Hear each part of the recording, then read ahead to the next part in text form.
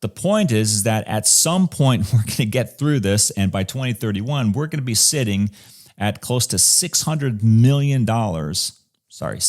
billion in global managed services spend, with roughly another 500 or 600 billion likely coming from the SMB and mid-market sectors.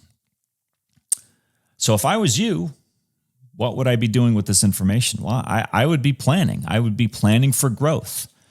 I would be planning for a reasonable, ongoing, continued growth cycle in your managed services practice. Now, this brings up a whole host of other questions.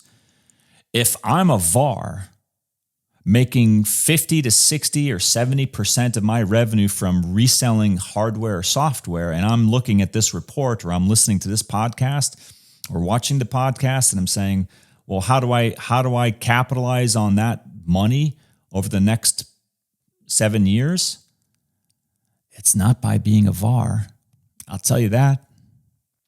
You got to be in managed services for that to happen. You got to make that shift. If I was you, I would be really looking at the next several years and examining your business model and wondering, is your business model going to get you to that $600 billion in revenue if you're in the enterprise sector? If you're not in the enterprise sector, you still have, I think, 600 billion or so up for grabs that consumers are going to be spending with somebody. The question is, are they going to spend it with you? Or are they going to spend it with an MSP?